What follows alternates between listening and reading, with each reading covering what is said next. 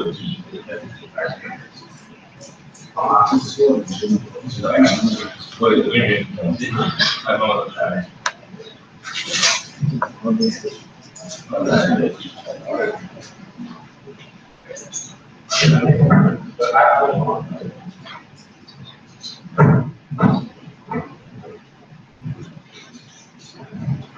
Tom.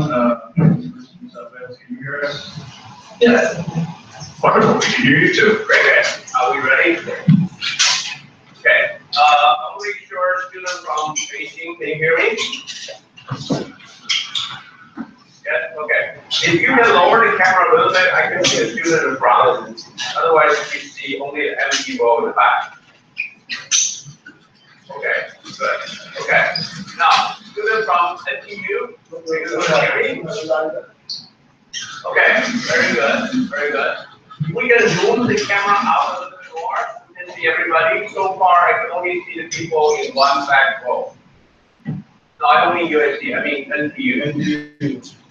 Yeah, NTU, move the camera a little bit out. So we can see everybody. Professor Liu, are you able to move the camera out? Yes, we're trying. Yeah. Okay. No. I mean the Professor Liu from a little bit out more. That's what I thought. All students. No. The other way. So that's the best you can do, huh?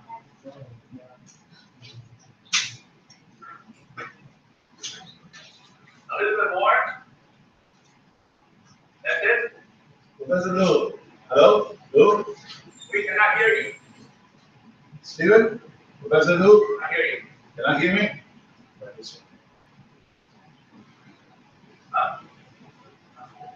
Hello? Can you hear me? No? We cannot hear you. Okay. Where's the song? You said that the other day. No. Oh, can you hear me? I can hear you. Okay. Yes, I can hear you. That's the best we can do for the zoom out. Okay. Okay? Zoom out all the way to what? All the way. Okay. Okay. Yeah, all the way. Thank you. Can I student hear me? Okay, thank you. Can you say something I can hear you? Good, all right. Can you say something? Just to make a joke. Okay. Are you going to say?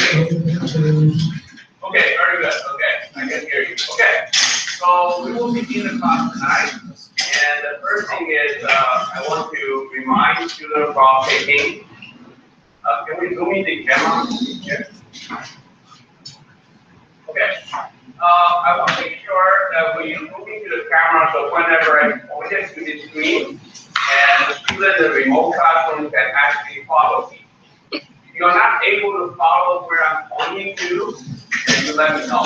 And I will have to move to the podium and try to move the cursor so that you can follow. Okay?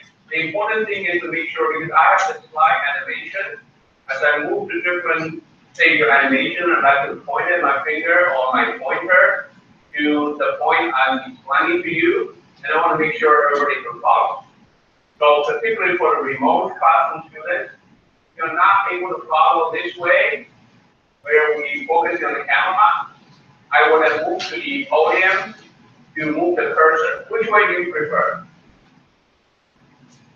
I think try both ways. Are you able to follow where I'm pointing to?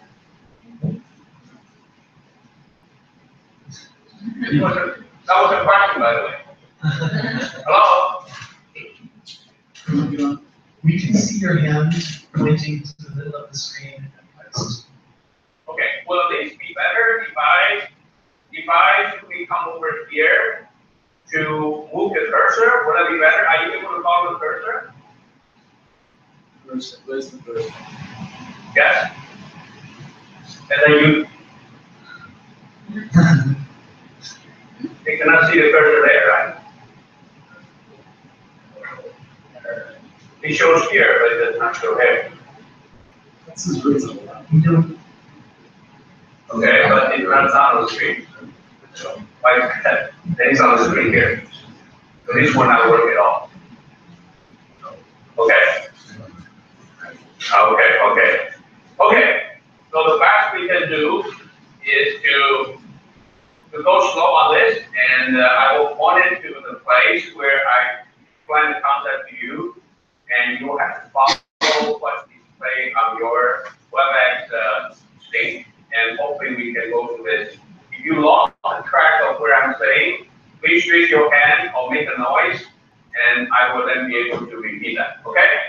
So, can we zoom out a little bit because I want to see the whole screen? Move the camera to the, yes. A little bit more. Yes, okay, good. Okay, so the first thing I want to do is I want to remind the student from Beijing to pick up the video recording. And last week you were on national holiday. I trust everybody already took the time. But now we need to pick up our week number 5 class. So you can go to the USC e-learning site and to watch this video. And I will leave that to you as your responsibility. Okay. Now, this is a very important breaking point. Week number 6 is a milestone in class because we will now transition from part 1 to part 2. Now, part 2, as I will explain to you, and we will have many different kinds of activities. The main point I will make is part 2 requires a lot more of your participation directly with team members. You have to really start engaged. As a matter of fact, starting from week number 7, we will divide the class into cross-campus project teams, and you will be spending more time with your team member outside the class. And the class will continue, but really you have to take advantage of this interaction with other students across campus. Okay. So very quickly, this is what we have done in the first 6 weeks. Week number 1, we introduced the class, and week number 2, we present the S-curve. And then the S-curve helps us to divide the whole life cycle into 3 stages. And week number 3, we talk about the first stage. The first stage is you need to really be able to discover the innovation opportunity. In other words, you need to use your insight of lifestyle of the customer to understand what will be the opportunities that you will propose a set of functional requirements, which will get customer excited, and then they will jump into the market. Once the market starts to fold, you will then have the first point. You will then have the first point of S-curve, and that will allow you to compete along this S-curve in the initial phase. And so in week number 3, we talk about how you initiate a new market, and more importantly, what you should do to win the competition in the early phase. Because if you initiate an early market and you did not win the competition, you will then be pushed out of the market. You will not be able to enter the mainstream market. And the way you compete in the early market is you compete on the functional standard. You have to really make sure that the functional requirement proposed to your product, they become a market dominant standard. This is a market consensus that everybody agrees. It's only after we have agreed standard, the market will go big. Customer will come in, investment will come in, technology become more developed, and you will enjoy the immense market. So we talk about week number 4, we start to move across this chases, this is called market chases, and into the mainstream market. Now, in the mainstream market is where you can really gain profit to pay back for your investment. Okay, so even you are in the early market, if you fail to come to the mainstream market, you're still losing money. So this is still a stage where you invest your resources. Now, in the mainstream market, it's very interesting because the competition, the nature and the focus of competition become very different than the early market. In the early market, we said you compete on what? Make sure you have the right understanding of the demand. Make sure you propose the right functional requirement, and that functional requirement becomes the dominant. You're focusing on demand and function. But once you come into the mainstream market, the function is already being stabilized. You don't need to compete on function anymore. Rather, you need to now build the performance out of that function.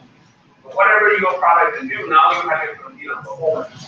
So once you enter the mainstream market, performance becomes the focus of competition, and the price will gradually matter.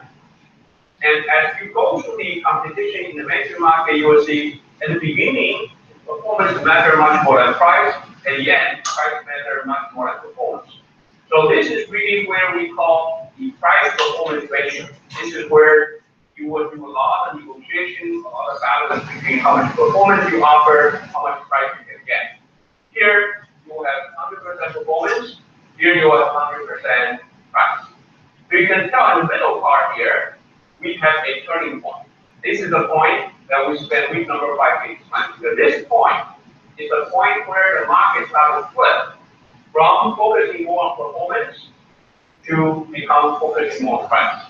Now the reason the market will flip is because once you enter the next market will become big. You have more customers, but then customers start to move themselves into different clusters. The first thing will happen is you will have segmentation.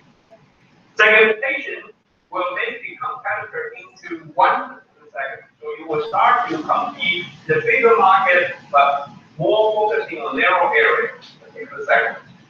Once you have a segment there, the competition becomes very intensified. And also the players in the mainstream market are not the little guys. They all have enough resources, have experiences there, so the competition in terms of performance, right? In terms of performance will graduate very quickly. At this point, you will see something we call performance overshoot. So you will have more performance after you pass this point. You will end up having more performance than what's really needed by the customer. And yet the competition is such that you can then suddenly switch. You have to really now deal with this extra performance. And here, not only your performance is overshot, also your price pressure increases. So what we do is after we catch this segment 0, we will start to do something called modularization. Modularization is a way you can turn your performance surplus into your cost advantage. Once you've done that, the competition starts focusing on cost. And the more you focus on cost, eventually at this point, the whole innovation becomes commodity. And that's where you enter the final market. So in week number 6, we talk about the late market. Now, late market, the whole focus of innovation is cost and price. There are many, many different ways you can reduce your cost. Most of this approach of reducing cost late market relates to what? Relates to production, relates to your logistics, your sales. Because that all adds to part of your cost. And you will not be able to change a lot of things which you've done early. For example, functional requirement performance, because it's already been taken care of. So you will do a lot of cost reduction measures in your production to optimize your factory, to automate. And one of the things we will emphasize a lot here in this class is a strategy which a lot of innovators use called outsourcing, particularly called global outsourcing. And that's a strategy you will try to create alliances with the latecomer so that you can still occupy your brand, that you can still occupy the market with your brand. In the meantime, you can benefit from low-cost production. So here is really how company innovator come all the way to here and try to survive the cost competition at the end. Now, most likely by this point, the innovator not only have found a global outsourcing partner, they have also started to create a new investment. Because sooner or later, this market will end. Okay? So this is really what we have told you in part 1. And this basically gives you a way to understand how you look at innovation on the market and how you engage in different stages of competition as you enter the market. So this is really the theory or the principle that we want to present to you.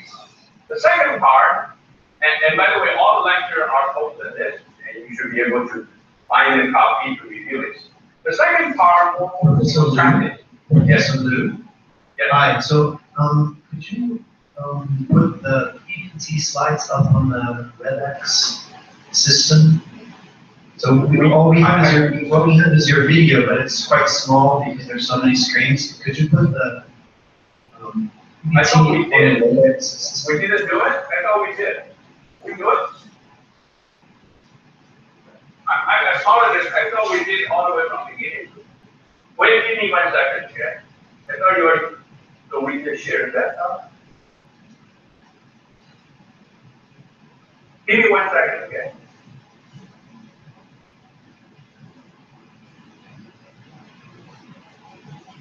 How about now?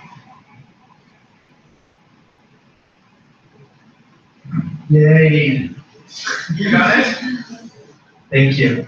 Okay, sorry, I thought we did it from the beginning, apparently we did not. Okay, so now, That's great, thank you. okay, so you should be able to really follow the slide. And let me just go through this slide. No, it's not working. Wait.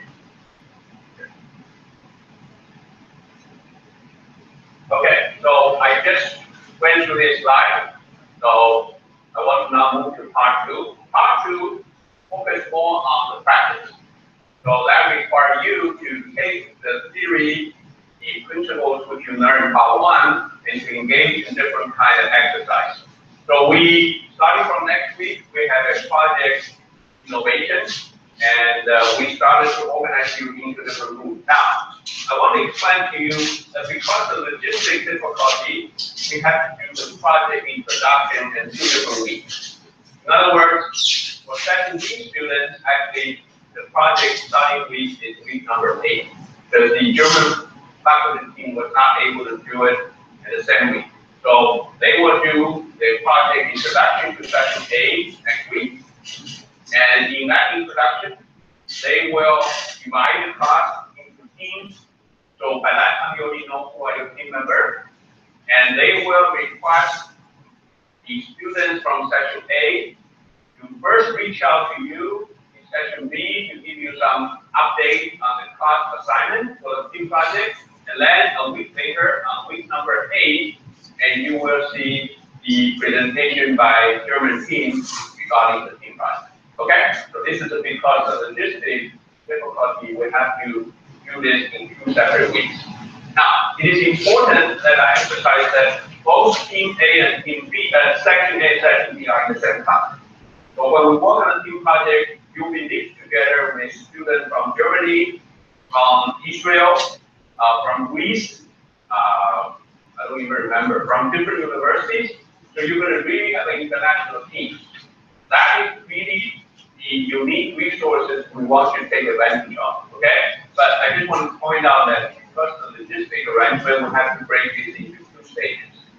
So officially, the team project starting number 7, and you will have the report, the announcement from the Aachen team week number 8. In other words, next week for Section A is working on the start of the project. I will still continue to give you the lecture. In other words, I will post the material for next week again, and 24 hours from the end of class, and you will read this, and then we go through the same procedure until next week when you will have the project introduction, and I will then give different lecture to Section A. The Section A lecture will be mostly for review. The Section A started, a couple universities started the same.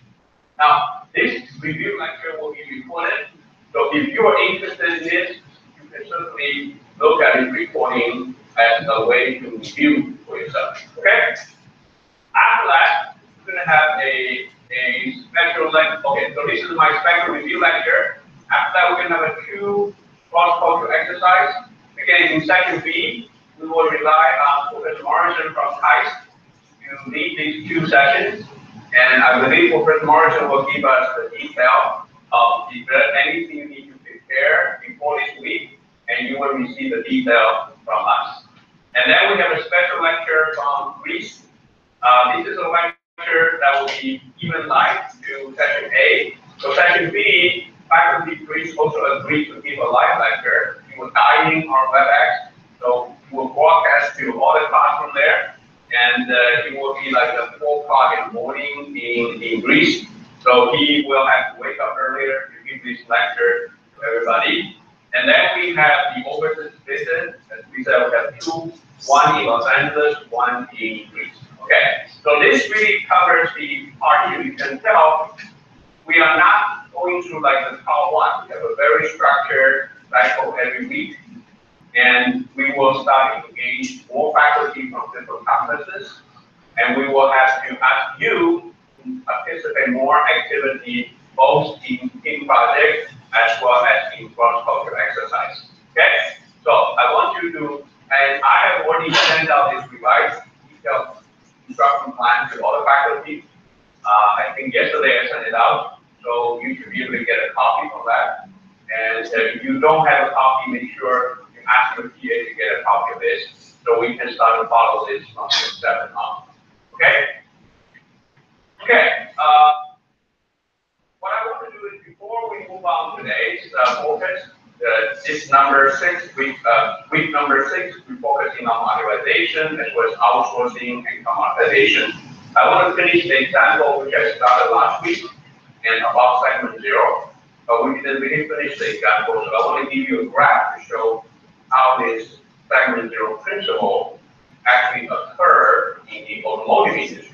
And the reason I want to use automotive industry as an example is because this is already happening. Automotive industry is a very well-established industry, already happened over the whole century, and with this long period of time, you can clearly see that every decade, how the market shifts.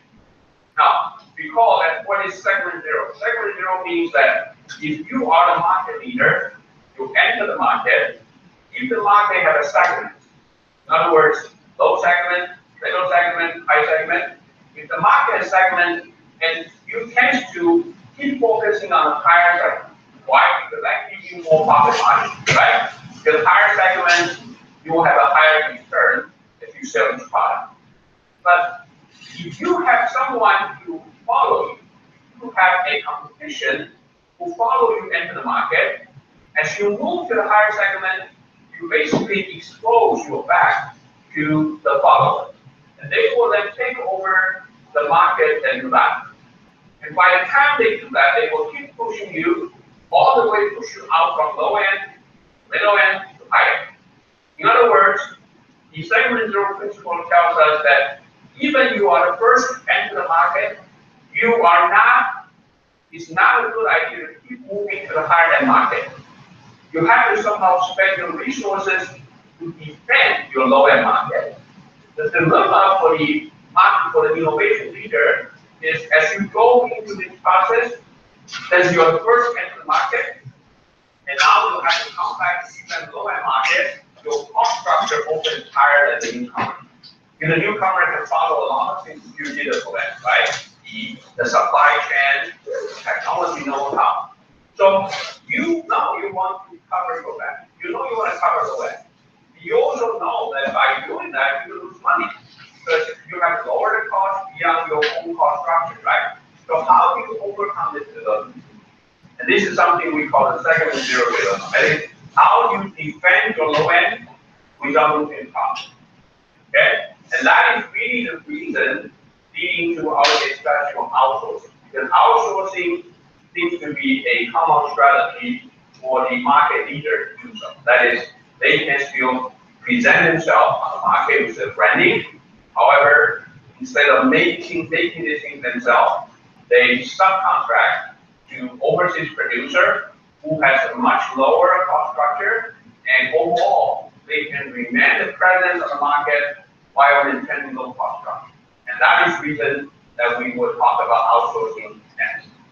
Now, another aspect of the segment 0 dilemma is, remember in the early market when we talk about the dominant design, we talk about that if you are able to enter the market earlier, you will have a much better chance to become dominant design, which is very important. Because when the customers start to use your product, they will be hesitant to change new product because of the learning cost, because of the complementary goods, because of networking effect. So from that part, it's obvious that it is a good thing to enter early. However, when you study segment 0, it appears that the early comer in the market eventually will be pushed out, right? Because the late comer will push you out, right? So if you look from the segment 0 point of view, it almost suggests that you should come in, should wait, rather than never be the first one. Because once they enter, you can sort of hide behind them, push them all the way up. So the dilemma basically saying, should you enter early? If you enter early, you have better chance to become dominant design. to lead into the segment zero, to lead into mainstream market. However, you know you will be pushing out by the latecomer. On the other hand, if you enter late, you have better chance to push the early comer out in the mainstream market, but you will then suffer from the late entry because you don't follow the dominant demand. So the question now is, should you enter early or late? I think last time we talked about this, that the consensus still you should enter market early. The reason is if you try to follow segment zero, try to enter late, there'll always be another machine which will be later than you. I'm going to show you this example, and you'll follow, you will understand why enter late is not a good strategy in any case. Okay? So the example I'm going to show you is from automotive industry, and as you recall, by the 70s, okay, so I was up from 70s, 80s, 90s, 2000. So every decade, you look at market, you can see how the thing changes. In the 70s, because you're too young to really know what happened, we have the division here, okay? In the 70s, the whole US market, which is the largest automotive market in the world, the whole US market is already well established. So in the 70s, there are small cars, economic cars, there are mid-range cars, there are also luxury cars. And all the big three, when we say big three, we mean General Motors, Ford, and Chrysler. All the big three companies, they dominate all the segments. They are the dominant brands in low market, middle market, high end market. So that was the situation in the 70s. Okay? And this will be fine if nobody coming to the market to chase their cash. Remember we said segment zero, if you are the only person along the market, it's fine. You can just do whatever you want to do. But unfortunately in late 70s, okay? In late 70s, there's a small company coming from Japan called Toyota. So Toyota started to enter the market in late 70s. Now, for a newcomer to enter the market and be able to have a push into the market, even the lower market is not easy. The reason is automotive is a very complex problem, not a simple problem. In other words, if you do not have a market recognition, if you do not have other reasons for people to jump in, often they will not really come to your market. For example, they never heard of your brand. So no matter how cheap you are, they will not come over here because it is a very complex problem. So the question is, how did Toyota was able to come into the US market and have a foot into the lower market? That was because if you look at history, because in the late 70s, there was a worldwide energy crisis. That was the first energy crisis, and because of these oil prices worldwide, and the market demand started changing. In other words, there will be more demand on lower market. The lower market gives you smaller car, and by definition, the smaller car will be more fuel efficient. So that gives Toyota a good opportunity. In other words, the window got open. And people started to buy Toyota car, not because they trust Toyota more, but because they have to go for the more fuel economic car. So that means Toyota coming here. Now, what happened is, in that time when it first happened, the big three simply didn't care because they are making more profit in the high end, right?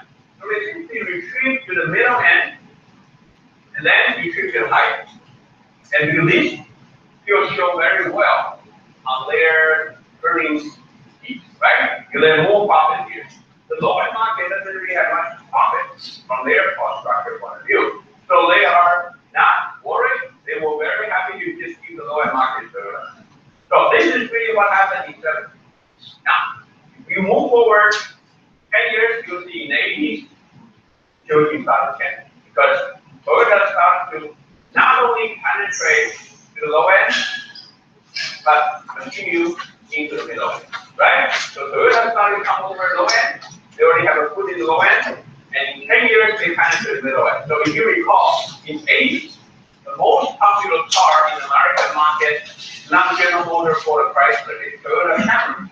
So Camry was actually the most popular car. Actually, I believe Camry is the second most popular car in the whole automotive industry. The most popular one in the whole auto industry was Ford Model T. That was the very early market. Everybody's Model T. So their market percentage is 100%. So that was the exception. So Camry became a very, very popular car in data range. At that moment, the American big three retreat further into the high end. You can tell in the 80s, there's a lot of high-end brands started: Cadillac, Oldsmobile, Buick, and you have the Lincoln from Ford, you have Chrysler. Everybody started to really try to build a high-end market. So they think high-end car was going to give them more profit. But you know what? Once the followers come into the market here, it will never stop. It will just keep. And because they have always provided a lower cost structure, and they will be more cost competitive, so they can always take over if you don't do something different. Okay? So what happened is by 90s, the situation keeps developing. Toyota already have these two, right? So they start to put new brand in high end. Now they understand that if you want to really establish yourself in high brand in the high end market, branding is an important factor, right? So they started to, the history, they started to create a Lexus brand. And Lexus was first produced to come to US market in the early 90s. Now it was really very clear by the time Lexus appeared in the higher markets, Ford, Chrysler, and General Motors had no luxury car to compete with. So they are good, and they are also very much more affordable than those cars. So you can tell by 90s. Now this is from 70, 80, and 90. In 3 decades, Toyota was able to push all the way to the top. See that? Those are really the historical events. It's not a story that I made up here. Now you can tell by 2000, the US top manufacturing really was in big trouble. And after 2007, 2 of the big 3 actually went bankrupt, right? And Ford is the only company that actually survived. General Motors went to bankrupt completely, and then came out in Chapter 11. And Chrysler was bought by Mercedes first, and then sold to Fiat. So now it's not even an American car company. So, but after 2000, the energy crisis, after the financial crisis, and the American car companies started to come back to all different sectors, but become really become a new company. Because the previous old big 3s get completely pushed out. So this is really a very vivid example of how segment 0 occurred in the automotive industry over 30 years. Okay? So now, what happened next is very good. Because now Toyota becomes the dominant force, right? And we said before this example that you cannot be sure you're always the last one, because if you are here, there will be another company come over to bite your tail, right? You cannot even be sure you're the last one. There'll always be someone cheaper than you. There'll always someone can come to the low end, right? And the low end is the easy entry. Okay? So what happened is in 2000, something happened very interesting. There's another company appeared in the US market. And this is a company from South Korea called Hyundai. Now, for students from high school, you know the history of South Korean automotive industry, and they had a lot of effort. First, try to develop their technology based on domestic market. You have a Kia, you have a Hyundai, you have Daewoo, many different brands. And Hyundai was really the most aggressive one come to American market, and that happened in 2000. Okay, that was the time that when Toyota completed all segment 0, and Hyundai come to low end. Okay. Now, if you remember, when Toyota first came to low end, Toyota was very lucky to have this energy crisis, right? Remember, the energy crisis actually opened the door for Toyota to come to low end, right? Hyundai was not that lucky. Hyundai didn't have another energy crisis in 2000, right? And as I said, unless there's a reason for the market to open there, it is very hard for such sophisticated product like a car. It's very hard for the customer to switch. So the question is, how did Hyundai come into this? How did they come? Because unless they have some very interesting strategy here, it's even hard for them to enter the door, because this is a highly competitive market. very well established, right? So it's very interesting. You look back what Hyundai did, and they actually were very smart to create such openings by themselves. So how did they do it? And this is a very interesting study. First, how they look at the market, they start to realize that the reason that people do not trust this newcomer in the low end is not because of price, because price is already cheap enough. It's because they have no idea about the brand. You have no quality history. You can keep giving advertisements say you're high quality, but unless people use it, you really don't have any proof. So the question, the challenge for newcomer low end is how can they even have people to jump in? Remember, you have to have customer jump in, right? Unless you do something that they will not jump in.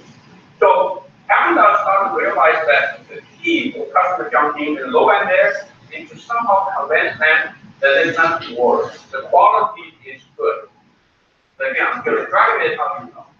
So they did a further study, they find out if you look at the quality of the car across all the brands, there's a very interesting phenomenon. That is, most of the cars, they give you 3 year, 4 year, or the luxury car gives you 5-year warranty, right?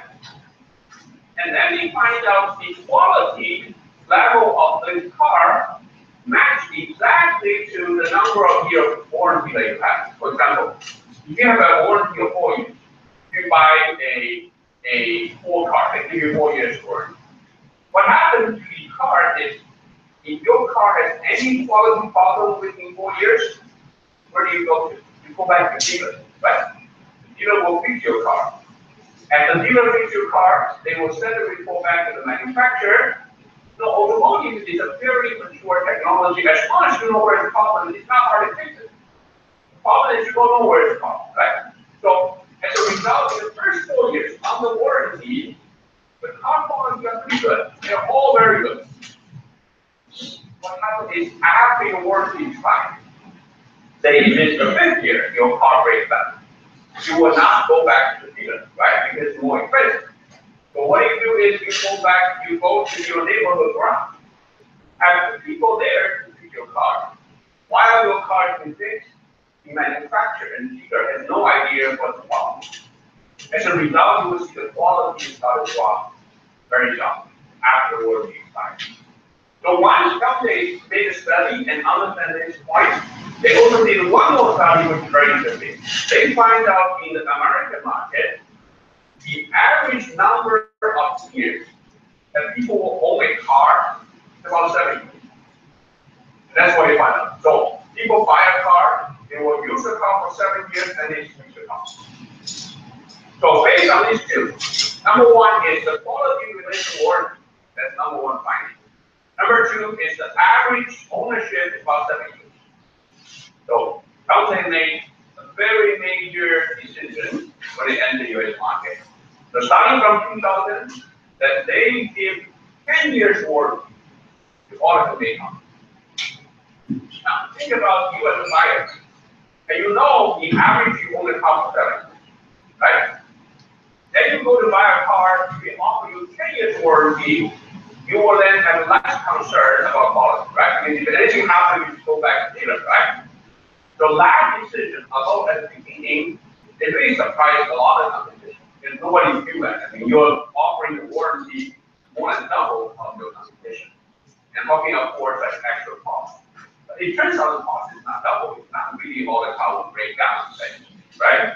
But this really overcomes the consumer hesitation. And people start to jump into the Hyundai car. Because they know they will be covered for 10 years. And also the warranty can be transferred to the next buyer. And there's nothing to worry. So you see the customer jumping. Again, the key is you need to have some way for customers to jump in for you to even enter the market. And that's how they did it. Now, not only they were able to get customers in, as customers started to drive the Hyundai car, we find out actually it's pretty good. It's not really that bad. But without such incentive and GDP, they will not switch. But once they switch, they find out it's pretty good. As well, because Hyundai has the opportunity to collect all the trouble from the car. Because everybody buys Hyundai car, go back to dealership. There's a very broad history of Hyundai car. All the dealerships take care of that. So Hyundai was able to collect all the quality related feedback. And in the next few years, if you just look at record by like 2005, 2006, when Hyundai cars started to enter the low-end market, if you look at every year, in America, there's a J.D. Power rating of car quality, right? Hyundai car quality started rating very, very, very high. And the reason is they have all the data. And they basically made a gamble to open up a warranty and have customer jump in, and then use the customer data to improve the quality. Now, let me continue on this segment 0 story, okay? So, I already explained to you how can they get it, but this time their competition is different. Because their competition is Toyota, right? Toyota was the company that went through this whole process pushing the victory up. So Toyota certainly is not naive about segment 0. In other words, Toyota will not simply retrieve the highest as victory did, right? Remember the victory, you remember the segment 0 basically say you cannot do that. You cannot simply let someone else eat your breakfast, right? You continue eating lunch and dinner. If you do that, next time we will eat your lunch and then we eat your dinner. So Toyota has to come over with something, right? And that's what Toyota did. So if you look at it about 2000, late 2000, Toyota started a new brand in the American market called Scion. Now you all heard this brand, right? And this Toyota brand Scion now becomes really the entry car to the Toyota, the entry brand to Toyota family. In other words, they target on the college new brand, okay? So this will open be the first Toyota you will buy. Scion basically is like the Lexus in the high end. It is a complete Toyota company. It's not even a joint venture, it's completely owned by Toyota. And in order to cut down the cost of Scion, not only they simplified the design, they made a lot of modules, which we're going to talk about today, about the modularization. They made a lot of modules so that you can order the Scion car online. Now, the interesting about Scion car is it does not have a physical dealership. You will not see the physical dealership. Why? Because dealerships cost money, right? You can tell dealership is a major part of your investment cost, right? And Toyota was very smart to make this highly attractive module for Scion car because the modularized is cheaper. Also, it gives the customer, mostly young people, the flexibility to combine the module online itself, which young people feel very comfortable to do. They have a different color, different kind of inside, different kind of options. And then after you finish your online order, a week later, you go to the Toyota dealership to pick up your car. So they don't have a separate dealership. And then if your car has any problems, you get online, you report your problem, you book an appointment, you go to the Toyota dealership, they will fix your car. So this is really the Toyota strategy to defend their low end. Got it? Because they know they cannot do the same thing that they did. Okay, so now let me come back, talk about Hyundai. So the segment 0 said, once they come in low end, they will not stay low end, right? They will stay in the middle, and they will come to the middle end, and they will come to the high end, right? So this is exactly what happened next. So in today's market, so if you look at in today's market, and again, the big three now revive themselves after the housing crisis. They come back, rebuild the company, rebuild the car line. Toyota suddenly now has 3 brands, Lexus, Toyota, and Scion. And Hyundai also started to penetrate the whole market. Okay? In high end, Hyundai now have a Genesis brand. By the way, Genesis brand, last year, J.D. Power rated Genesis brand is the highest performance price car among all the luxury cars, even better than BMW, Mercedes. Why? Because this kind of car, you get a lot of features, luxury features, and the cost is not as expensive. So it really becomes very attractive. And again, in order to create a brand impact, they give a different branding called Genesis. Okay? So when you look at Genesis, it doesn't even say Hyundai. But you go to the middle end, you have Hyundai Sonata, You go to low end, you have another car. It certainly is different. I think there's certainly more car, SUV and different cars. So now, if you look at this market, this becomes a fully developed market. In 3 decades, Toyota was able to complete it. But then you see, okay, it took them about half of the time. So it took Toyota about 30 years to complete this. Someday, starting from 2000 to today, 2016, 17, about half of the time, they were able to do that. So one of the things you will see from segment 0 is not only it happened, but it happened much faster and faster. This speed increase is really a challenge to the innovator. If you do not aware, if you do not do something to prevent it happen, it could happen very quickly. And this is a particular case in more modern smart products, like a cell phone and those kind of things. See, it takes a car a couple decades to go through this. It would take a cell phone, for example, the watch, much less time to go through. They all have to go through this. Okay? So these are the segment 0 examples, and I want to make sure you follow this example and you go back to the segment 0 principle. The whole point is make sure you can fully understand the key point of principle by this example. So there are several related questions you may ask. Okay. The first question is whether there's other examples. We already talked about the original idea from segment 0 coming from Andrew Grove, right? Andrew Grove was the founder of Intel. So obviously he got this idea from the semiconductor industry, which is indeed exactly happened. If you remember the semiconductor industry in the 70s or 80s, actually even until late 80s, Intel was really the big brand. So Intel always made the high power chip more expensive, and the low end will be companies like AMD. AMD always made the secondary chip much cheaper. But because of this segment 0, Intel started to completely change its strategy. Because if they did not, they will be pushed out just like the big three went out. So what Intel did is, starting from 90s, you can see Intel not only made the high-end chip, which they do the engineering, the design, the production, everything themselves in California, they also make the low-end chips. They make all the way from low-end to high-end. The only difference is the low-end chips are made in outsourced in other countries. The design is by Intel. The branding is still Intel brand, but they all made in South Asia, made in China, made in different countries. That is the way Intel is able to use the segment 0 principle to defend their market from low end, middle, and high end. Otherwise, their result will be the same as the big three. Okay? If you look at TV industry, we don't have much time to really get into detail. Exactly happened. Eventually, all the American TV innovators, they invented TV, eventually get pushed out by Japanese manufacturers. Your Toshiba, your Sony, your Hitachi, everybody coming up, and Panasonic push American market out. And then now you can see companies like Samsung, LG, they are very aggressive pushing all these Japanese brands out. So now you hardly can find any American brand TV. There's no such American brand TV anymore, right? So smartphone is the same thing. And you can tell at the early market, all these big brands, the iPhone, the Samsung, the LG.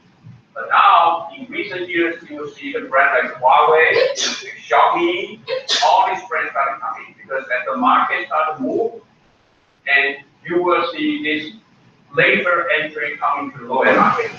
And they will be very aggressively move from low end to middle end. And very quickly they will try to go high end. And that is really the difficulty that the company like Apple is facing today. That is, how do you really defend your low end? If you don't do that, you will push out. But on the other hand, if you spend too much on the low end, you'll have a negative effect on your own cost structure, your profit. Right?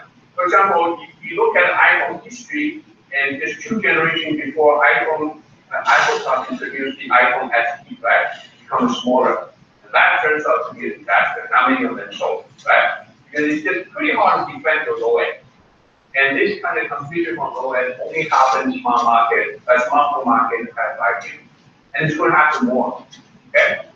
And supermarket, where it comes back, I will give you more examples. This is a very interesting that you will see the supermarket also not only start to have a segmentation, so a high-end supermarket, low-end supermarket, they also start to come from low-end take over high-end. This was with a big disruption recently from Amazon. So Amazon started coming to supermarket, and that will have a lot of change. Okay. And the second thing is the dilemma we talked about, right? So if you enter early, you can enjoy not only the design, but you suffer from segment zero. If you enter late, you will be behind on the design, or you can benefit from segment zero. So the dilemma is should you enter early or late? Now, where we said the strategy is still enter early, and then you find a way to defend your lowest. That's really the reason that leading innovator was to outsource it, defend the lowest. Okay? The next thing I want to spend a little bit more time is, it appears that the segment zero trouble always starts from low end, right? Remember, segment zero, the competition always started from low end. And then if you don't really put your defense there, you will then suffer. So it will come to you very rapidly. The reason for that is because low-end market is easy to enter, right? Even if it's not easy in the product, like for example, car is very hard, but still, in any low-end market, it's relatively easy. The entry barrier is lower. So that is the part that a lot of companies enter and create a segment zero phenomenon.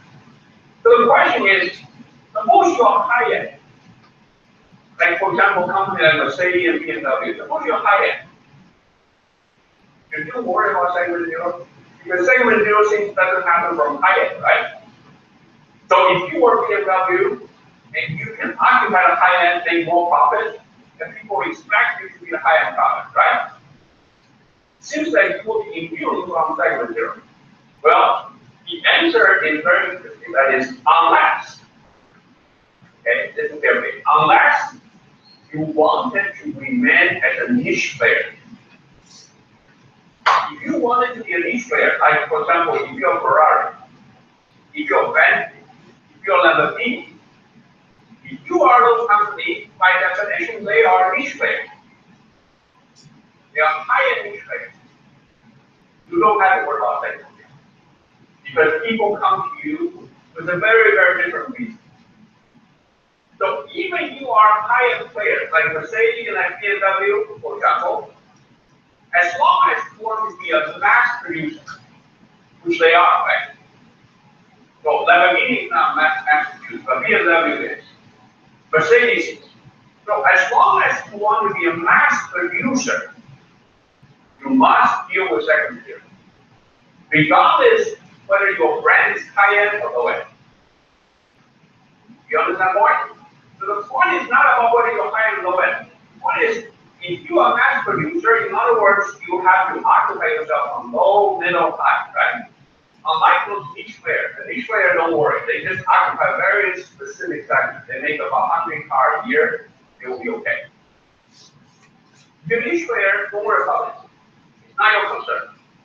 But if you are a mass producer, even higher mass producer must deal with segment zero challenge. So we talk about big three. We talk about Toyota, Hyundai. Those are all mass producers. Now, if you look at Mercedes, Mercedes certainly is being regarded as a high-end brand. So the most popular names are S-Class. But starting from S-Class, they have to put an E-Class, C-Class, and B-Class, A-Class, all the way coming to smaller markets.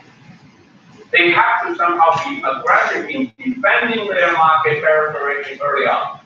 Now, even more, they create a new brand beyond, let's say, the A-Class. A-Class is already very small. They create a brand called what? Smart for Two.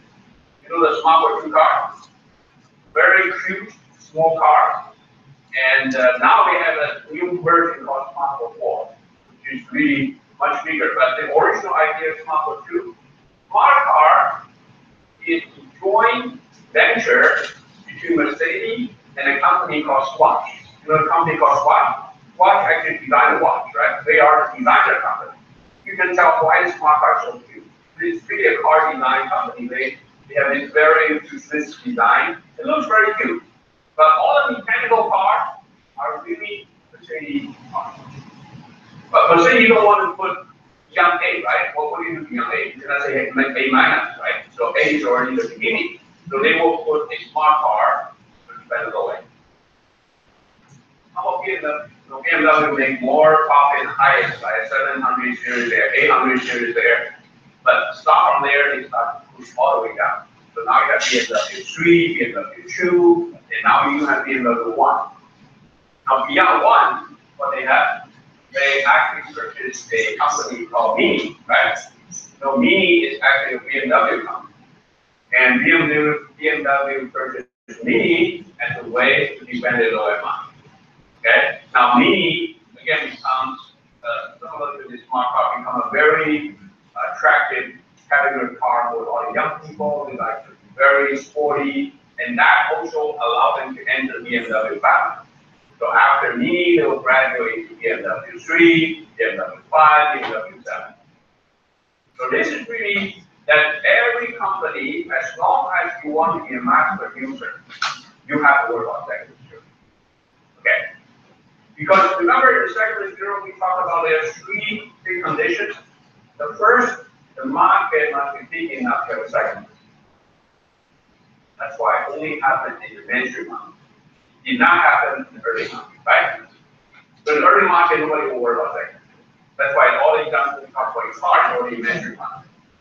The second thing is you have multiple competitors. That's why the car market is open competition, right? Everybody is coming.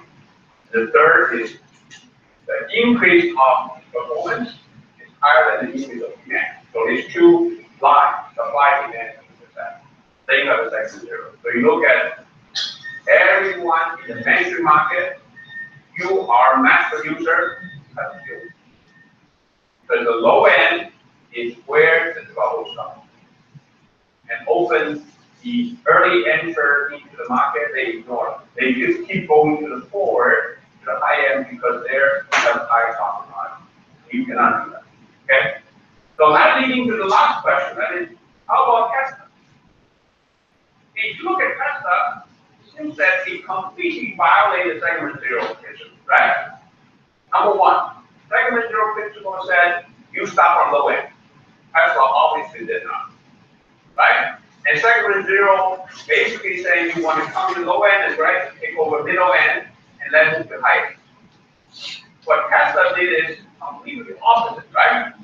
Tesla stopped on high end and then gradually move to middle end. They don't even want to go to low end. And also, most of these mass producers, they will produce the car in stock that you order. Tesla is the only car company where you have to order, and they put you in a wait list, then you get delivered a couple months later. Right? Yes? Can you speak on the microphone, please? If you have any questions, stop me anytime, okay?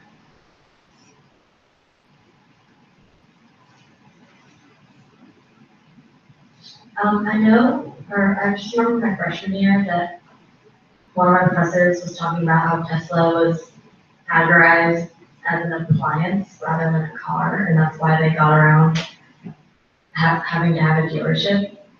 How come more companies didn't do that? Well, I don't know that was the major reason Tesla was created.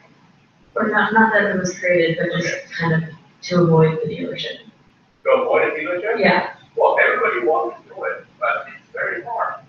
Because you do have, the important thing is Tesla wants to make sure you buy that mechanical device as an electronics gadget. So they want to make sure you get off the worry about the mechanical device. Because a car is very complex and big. So convincing a General Motor buyer to say this is a fine, it's pretty hard to do. So the history, right? People think when you hear General Motors, it's mechanical company, right? That's why Tesla always from the beginning wanted to present themselves to be a Silicon Valley company. That's why they don't even want to have anything to do with Detroit. They never want to have anything to do with Detroit because that carries a lot of value. So that's from that organization. But what I want to really tell you is, how do you explain Tesla's phenomenon, where a company is such a shortage in production, but in such high demand, and they are not seen now in a hurry, and they are not, Tesla has not made any penny. They are not making any penny. They're losing a lot of money. Yet their stock keeps shooting up. Why is that? It seems that doesn't make any sense from business point of view as well as from regulatory, right? So to understand this Tesla phenomena, you have to understand the whole big picture. You have to understand how did Tesla get started. Now, Tesla get started about 10 years ago. When Tesla was started, actually, the reason was all the big players in the car industry, your Mercedes, your General Motors, your Toyota, all these big car companies about 10 years ago, they already realized that the EV car is coming. They knew. They understand. They certainly understand the EV car is coming, right? But it's very hard for those traditional car companies to completely switch to EV car right away. Why? Because it's completely different. For example, if you really want to make a good EV car, you will first have to lay off all the people working your transportation division, which are millions of people in, right? The people working on the big transportation box. But if you're making an EV car, you don't need it, right? So you lay them off for what? Close the factory. There's no way you can do that. So there's a lot of things that once you are invested heavily into this traditional thing, even though you know the future is going to be different, you just cannot do anything right away. You understand the point? Because there's something cost of investment, right? If you really think about an EV car, it's a completely different thing. It simply needs a motor, an inverter, a battery, and a computer. That's it. That's all you need, right? How about all the shafts, transmission, all these things will go away. But now you know how much this car industry has invested in this traditional production. There's no way these people can lose the job right away. So what do? You have a lot of resources. You have a big stake in the current industry, which you know is going to be completely different one day. You know that's going to happen. They all know. What do you do? So it was that time, all these big investors, the major institutional investor behind the big car company like Mercedes, Toyota, General Motors, they started to put their money together to create a new company, which is called Tesla.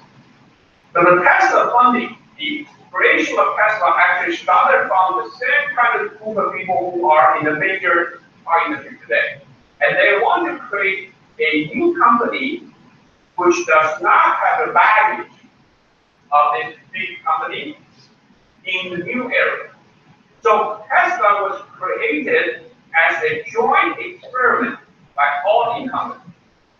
You understand the background? And once they have the money created, the company, they suddenly have several challenges. Number one is they have to find a guy to lead the company. And that's why they did not go to Detroit to find an automotive executive leader, right? Instead, they find Elon Musk. Now, Musk is never a car expert, right? Musk was known for what? Musk was known to be the destroyer of all the existing industries, right? So he created eBay, PayPal, destroyed the bank. So he is very good in creating this disruptive technology, right? So they certainly want such a person rather than a guy from Detroit. We find that. Second thing is, if you wanted to have a joint experiment to break into the market, what would be the most important thing you want to break through the EV? Battery. Obviously, it's the battery, right? If you needed a battery, then Detroit didn't know how to make it, right? In terms of making cars, they know how to make a car. They've been making cars for a whole century. They know how to make a car, but battery is really the key element.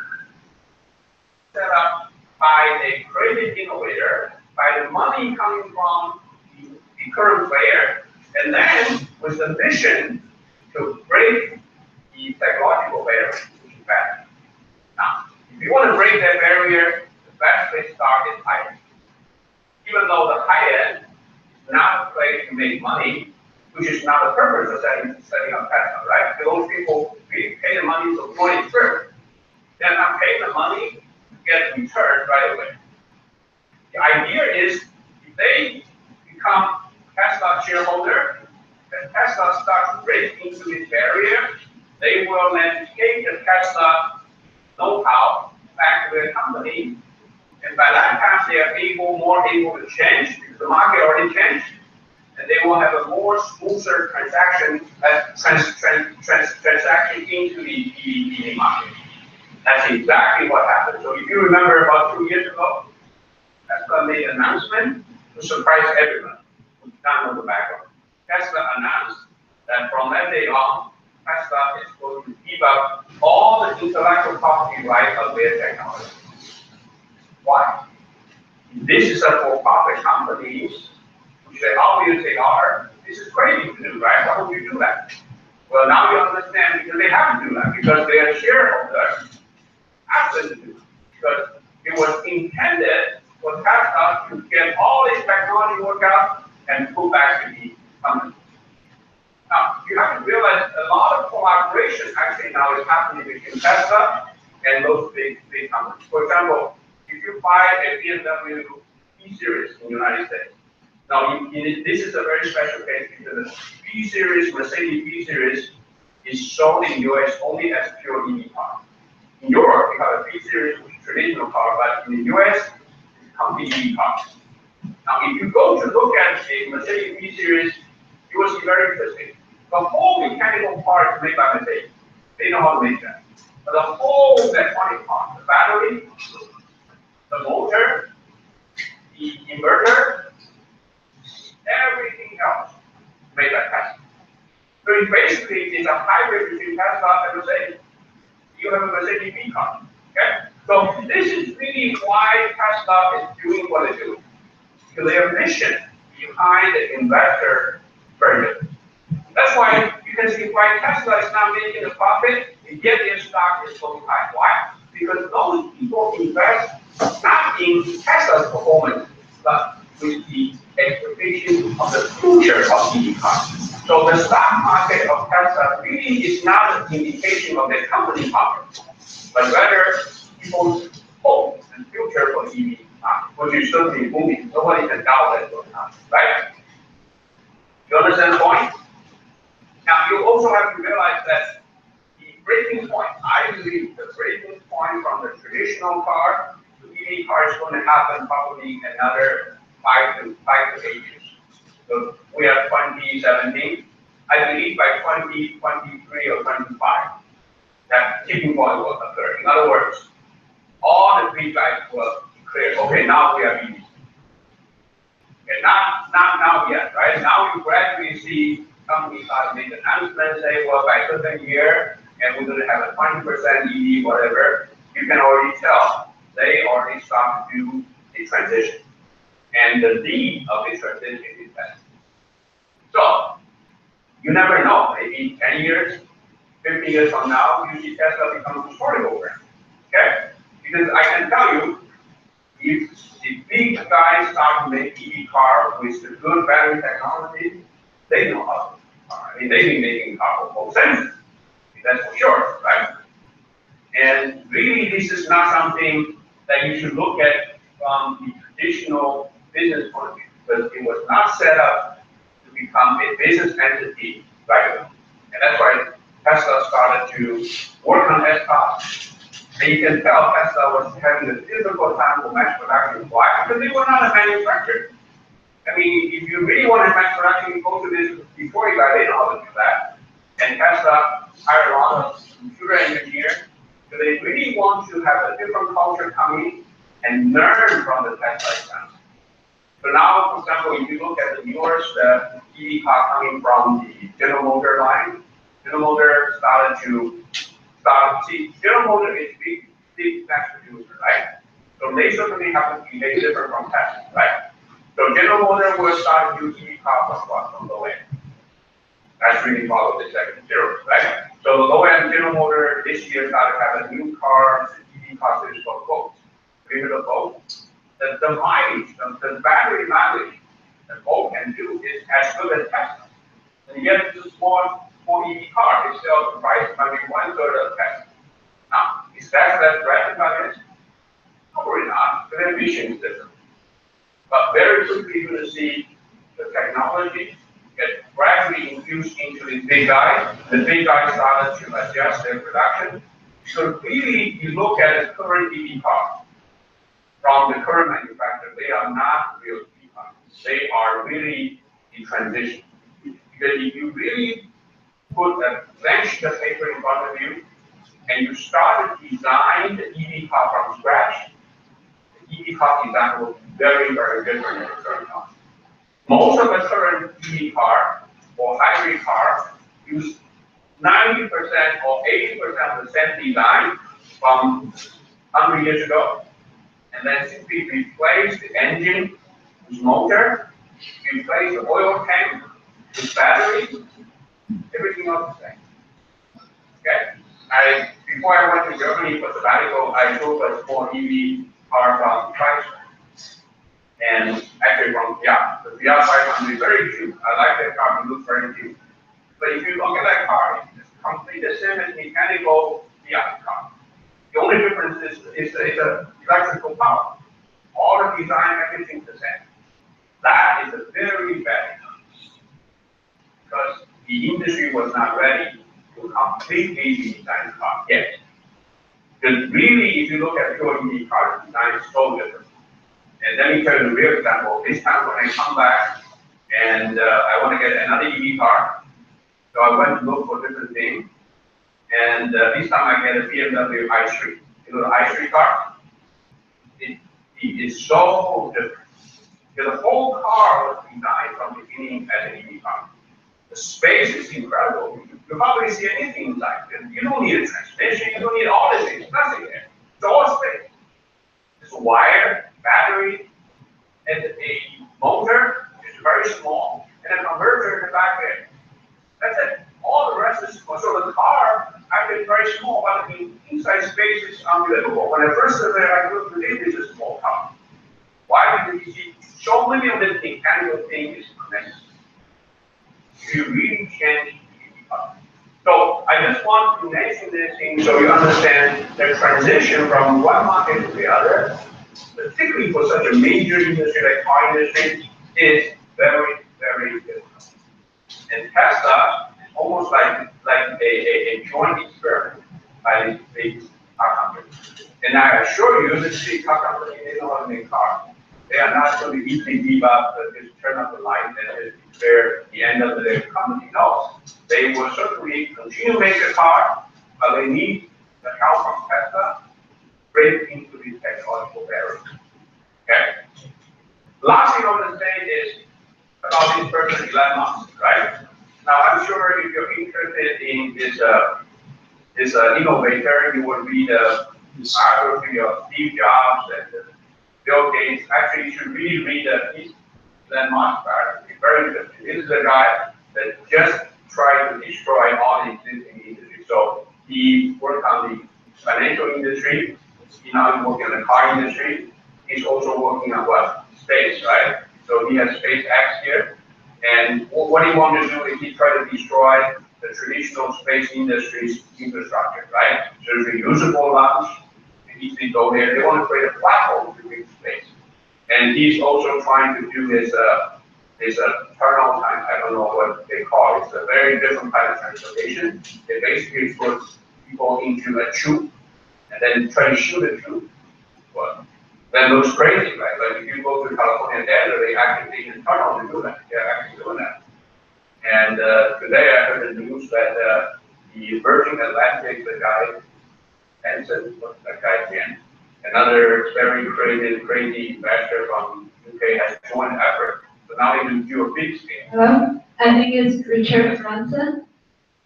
Yes, Richard Branson, thank you. Yeah. So Richard Branson now, he's also shooting the space. Now he's also joining Tesla, joining Elon Musk to do that. Okay. So the last point I want to make is Musk, actually, you read his biography, it's very interesting. Musk has a very unique vision, which I really believe is right.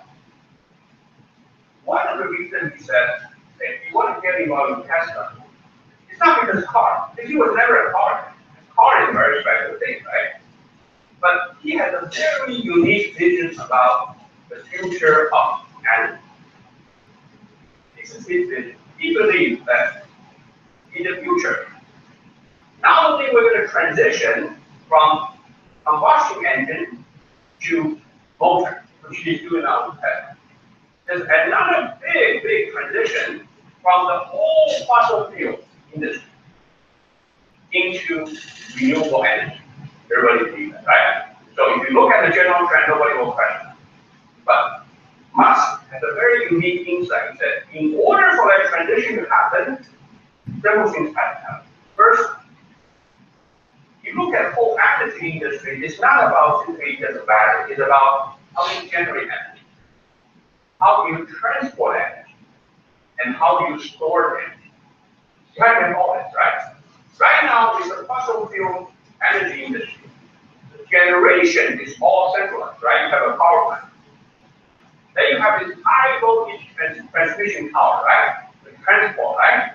And then you come to the house, and you don't need a storage, right? You need electricity, you turn on, you have electricity. That's the way it works now. You have to realize that if you want to do renewable energy, say for example, the solar panel on your roof, if you want to do that, you certainly cannot rely on the current infrastructure because once you generate the solar power, you have to consume locally, right?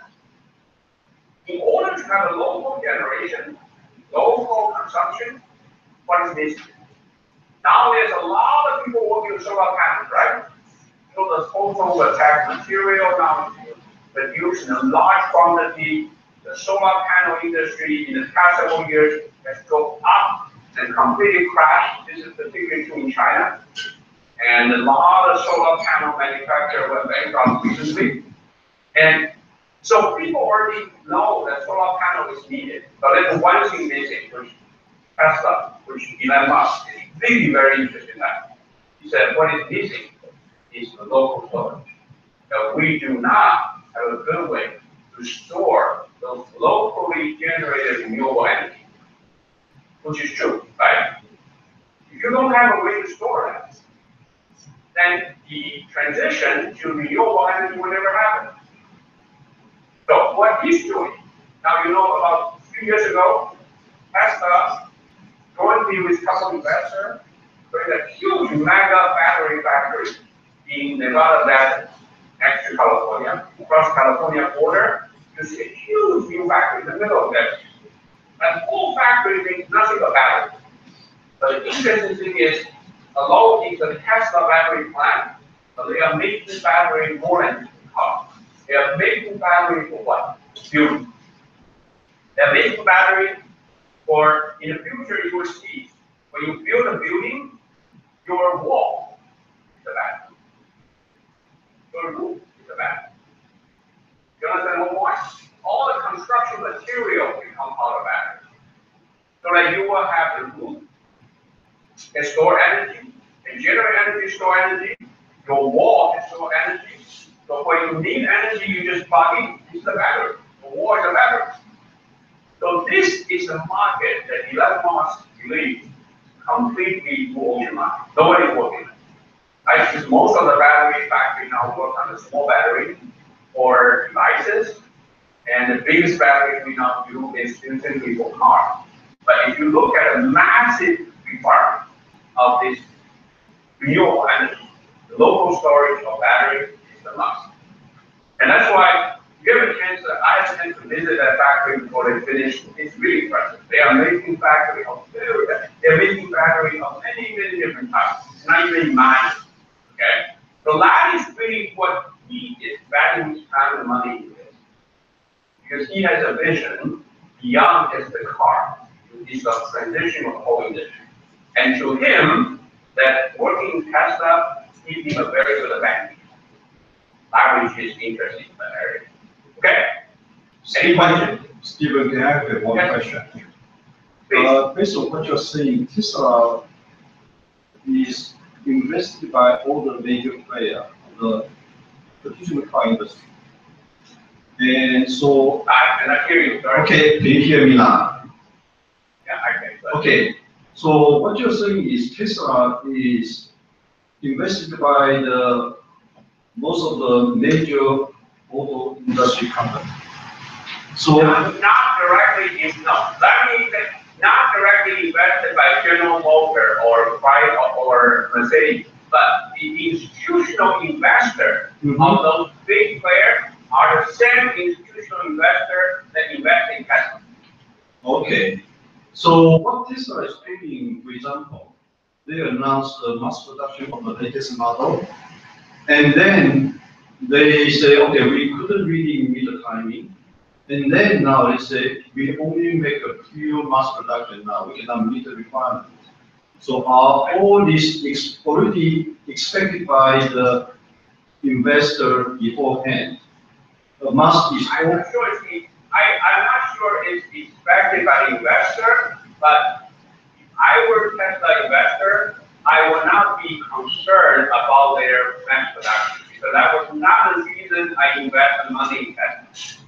As I said, if I want to really have mass production, I would invest in existing car companies. To the investor, the most important thing is what kind of technological breakthrough Tesla can provide.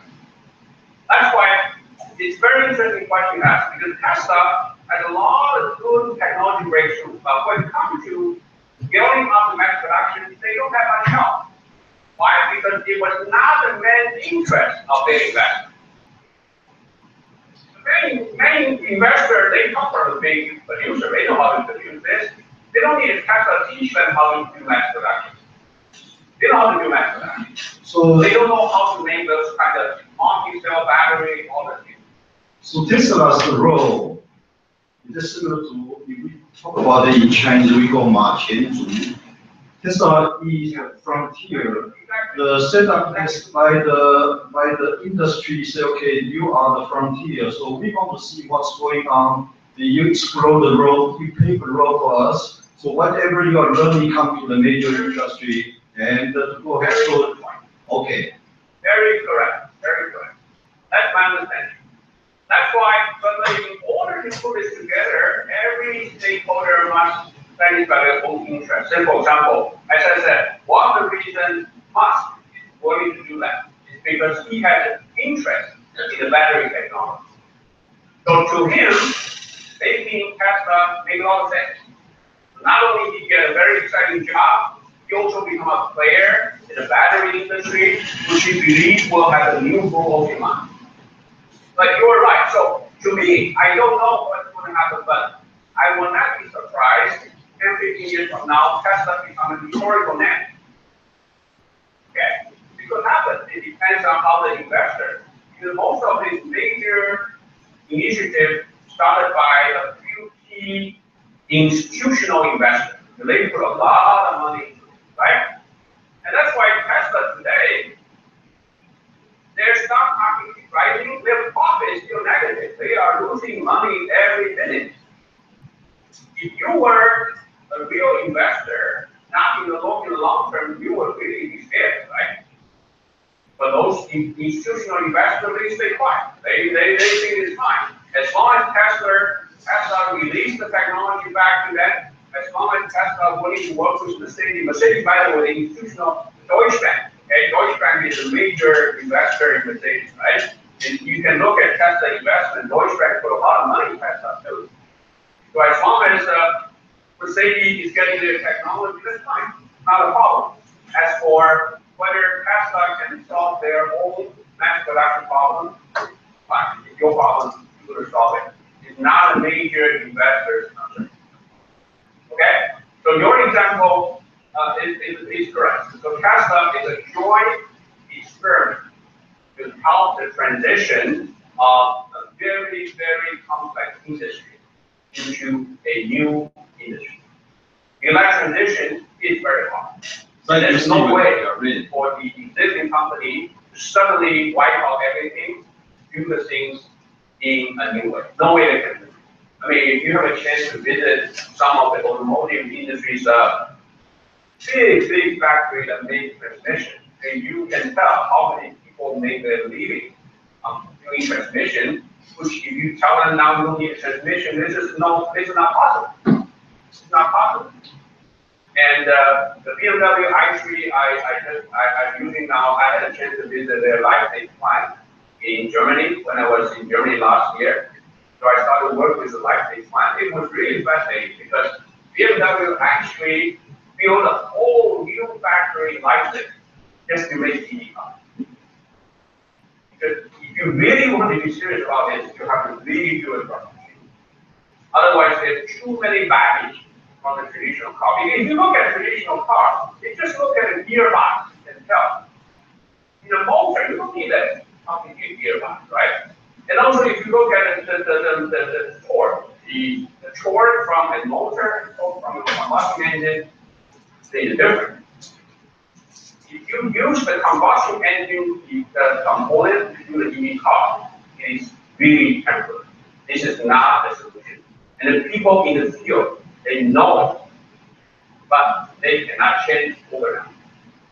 So they are using Tesla as an experiment, by themselves some knowledge, also by themselves some time. And that was really the whole back. Okay? Any other questions?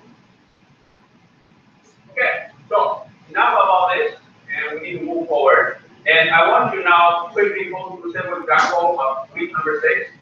Again, I will not repeat the lecture. I will not spend time to repeat the information I already gave you before the class. I assume you already read it, right? So I will simply give you a quick summary and more examples.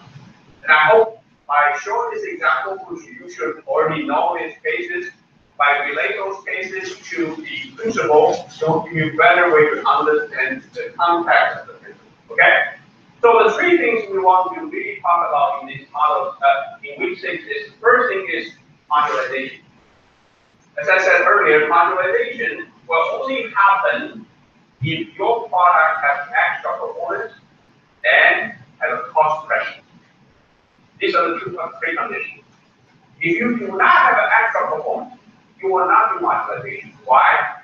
Because as you start to modularize your product, you have to create some interfaces between the modules.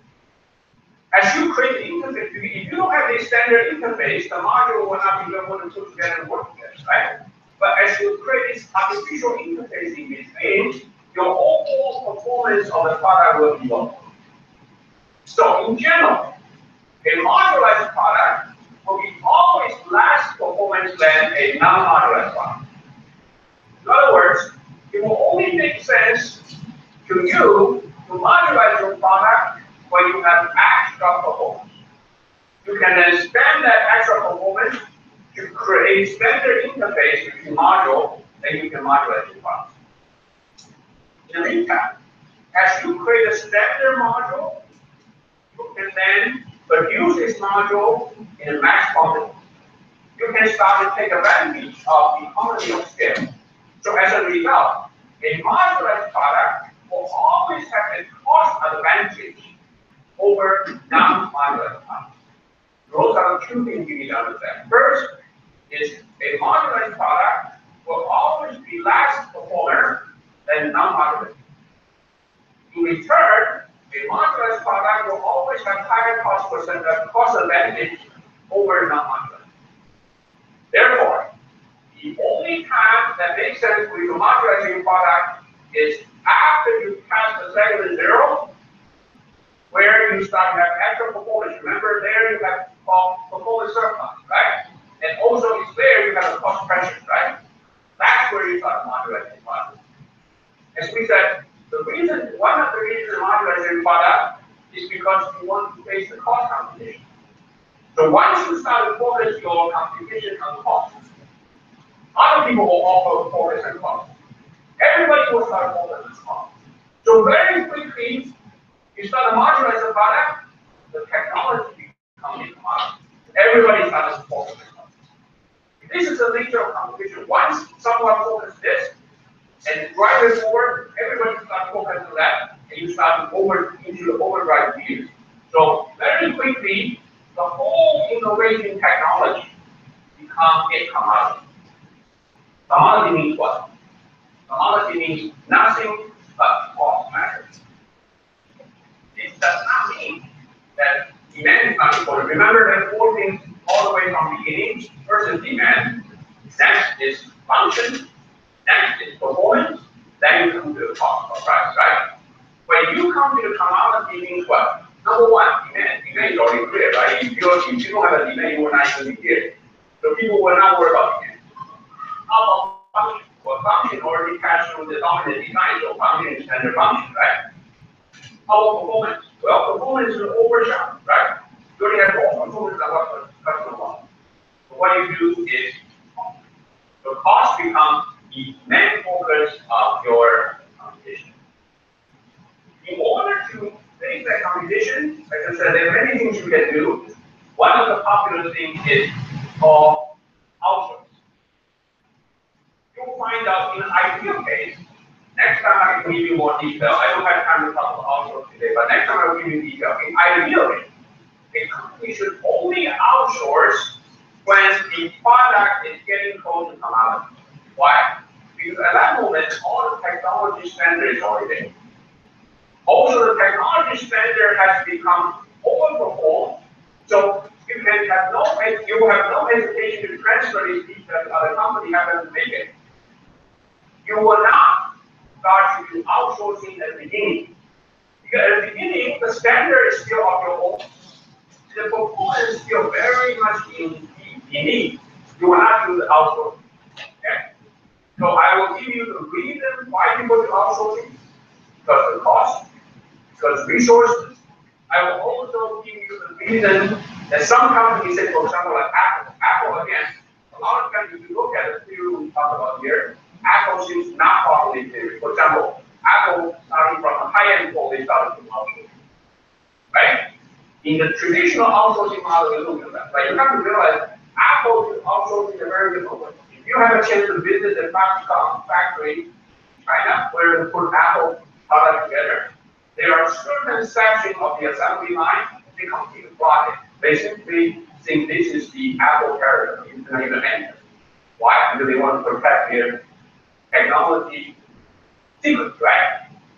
Now, in a typical outsourcing, you don't do that because it's already open. It's nothing secret, right? It's already late stage. So I will now give you some example of modularization. We only have about half hour left here. And I will then continue to talk about the outsourcing. And the reason I want to spend more time on outsourcing here is because this is the most interesting time to talk about outsourcing. Because outsourcing has been the most dominant production model over the past 30 years. Starting from China's open door policy, and the Chinese industry started to become the major provider outsourcing, we call OEM, until today. In the past year or two, we started to see a major reversal of this trend, right? And because of political reasons, because of economic reasons, now America wants to bring manufacturing back to the US. Remember, we want to make the US great again. So all these factories are coming back, and you see Walmart starting to crash. They will move all the things back to America. Apple started set a factory in America. So this is a trend which is going to completely change the landscape of outsourcing. Not only will change how America do manufacturing, it will also impact on how China's industry continues to develop, right? So because in session B we have students from both places, I want to give you more detail of the current thinking of how do we deal with outsourcing. Because outsourcing is the thing to begin with. But if you over outsource, you will find there's a lot of problems. Environmental problems, social problems, economic problems, a lot of problems. So we're going to come back to that next time. So let me now focusing on modularization. Okay. The first thing is you want to do the labor market, right? So this is really a labor market. So this lecture focuses on the labor market. Okay. In the labor market, as you enter the labor market, I have summarized the whole labor market activity into this slide. Okay. The first thing, number one. Okay. Number one here. Now you're in the labor market. The number one is you have surplus, and the surplus means you have more performance than demand. So how do you deal with this? Well, you start to do modularization. So you start to do modularization here. But once you start doing modularization, you trigger the commoditization. Once you trigger commoditization, you enter the late market. Once you enter the late market, you have to really focus on cost, and you start to do outsourcing. And once you outsourcing, you are here. And you know, not only you have to really continue to survive here, you have to create a new market. So you have to create a new expert. Otherwise, your life will be ended pretty soon, right? So the idea in the late market, this is a complicated slide because I try to put everything in the material I want to read in one. Okay? Three things are critical. The modularization here, okay? The commoditization here, and outsourcing here. Any questions? Okay. So this is really an overview, but I want to very quickly move into modularization. I want to really give you more examples about modularization. Okay. So again, this is to remind you that at the beginning you're focusing on demand, then you're focusing on function, then you're focusing on performance here, right? Then you focus on cost. Remember the 4 things? And by the time you're in late market, it's blocked, it's nothing but cost. Nothing else to work. All the same thing work out. Cost is what you work on. Okay? So I want you to really have a clear picture how to look at innovation from demand, function, performance, cost. Okay? So let's look at modularization. The reason to do modularization is to convert your surplus in performance into lower cost. That's what you want to do. Okay? So there are many examples, okay? And the first thing I want you to understand is modularization is really a balance between customization and standardization. Customization means that you want to make the product each differently for each customer. It is no way to modular. The things have to be made individually. Standardization means what? Mass production. Once you standardize this, everything becomes a similar thing. You then have a special machine to make a lot of it. So what is modularization? Modularization is almost a balance. And you don't want to be completely specialized. On the other hand, you don't want to completely specialize. So it's almost a dialogue decision. That's why many people study modularization also have a related subject called mass customization. If you go to the website, you look at the subject called mass customization, that's also related to modularization. That is, how do you modularize your product? So that you can have certain kind of customization feature, but yet it can be mass produced. Okay? So that's a related subject. Now, the important thing I want you to understand is when we talk about modularization, we're talking about having the product a certain module which you can swap out, swap in. You can interchange, swap out, swap in. Okay? That's modularization. Okay? So I will give you simple examples. The best example I can start with is a computer, right? Because what? Because computer is already here. Right? Computer today is already late market, right? Desktop computer is highly modular because everything is modular. Look at that. That is, I don't care what kind of chip you make. As long as I can plug it into the motherboard, as long as you follow the standard interface with the motherboard, you're okay.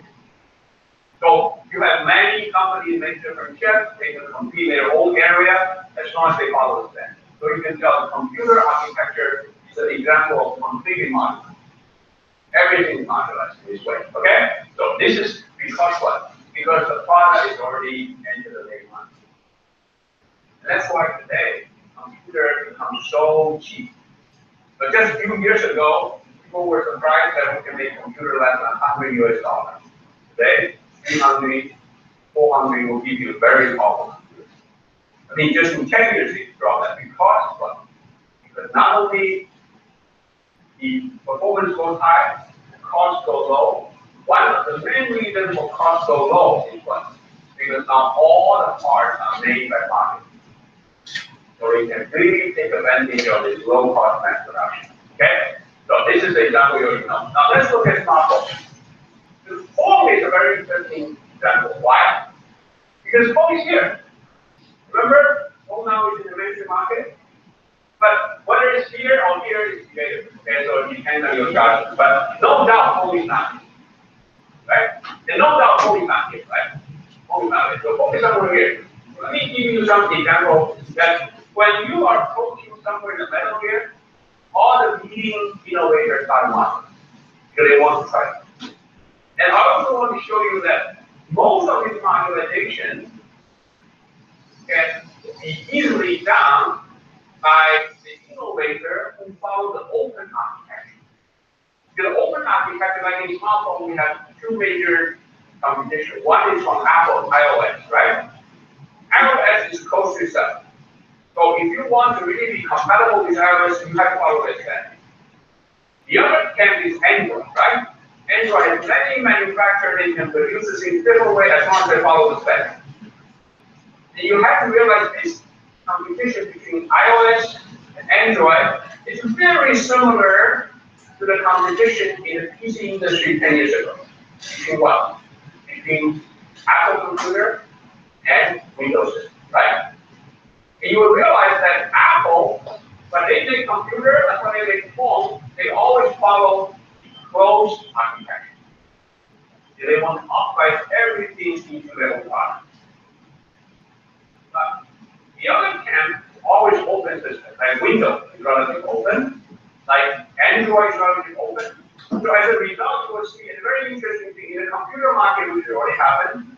At the very beginning, the first half of the market, Apple always beats because people want to perform. But when they get into the second part, Apple will stop. The people want to have performance, and Windows computer are cheap. Same thing is happening in the phone. So one of the things that Apple now is really struggling is because the phone is about here, and because Apple's original structure is very close structure, it's just very hard for them to modulate. So the example I'm giving you modularization all from Android phone, because Android phone is much easier to modulate. It's open system, okay? So first I want to tell you the modularization right here in this mobile device is not new, okay? This is a PDA, right? Even PDA stays in the modularization. But the real modularization, when the product over here, starting from Samsung. Okay, I don't know whether you have the Samsung Galaxy Note. It started with the fourth generation as called Note 4. Now, if you look at Note 4, it's not much different than any other Note until you open the back. What difference is you can see the pins there, you can see the pins there, the pins there, and if you flip back the back panel also has corresponding pins.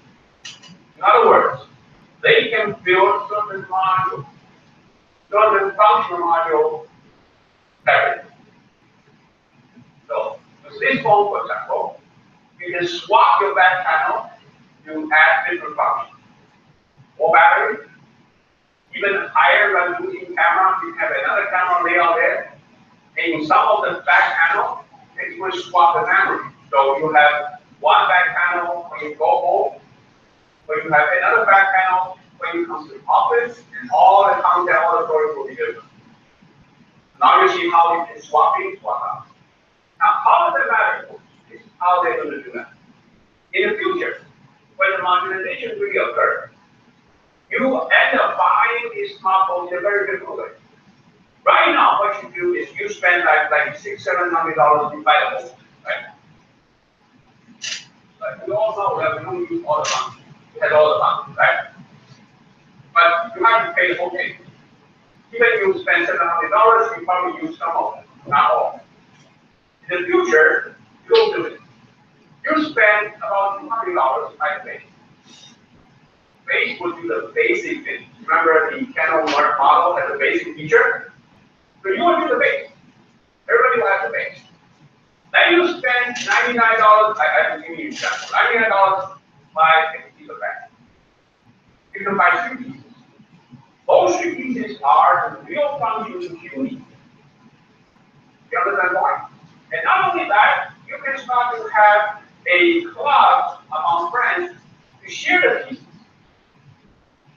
You see the point? For example, during the weekend, you want to go out, you want to have a better camera, and you can then swap this with another member in your club. So this will completely change how people use these smart devices. Understand why? So starting from there, you can see Samsung start to do this. And now, the interesting thing is now they can really dominate the back panel market, so people don't even have a chance to buy the cases from other companies. You have to buy Samsung, otherwise it's not compatible. It's all proprietary connector. So this was the initial effort by Samsung, and the reason is because Android is open system to do that. Now, the more recent example is LG. This turns out to be a failure, but not a failure that LG didn't follow. But this is a good example of how, at that moment, about the same time, LG started to do modularization, but they do modularization in this slide way. You have a slice up, down, put in a module, and you can put a battery module, you can put a stereo module, camera module into it. But it turns out this is a bad design because you do this sliding, and then you are constrained your module together with the overall shape of it. In other words, if you want to repeat it using the module, then your shape will be fixed. It becomes very hard to update. So this is the youngest point. The point I want to show you is the modularization.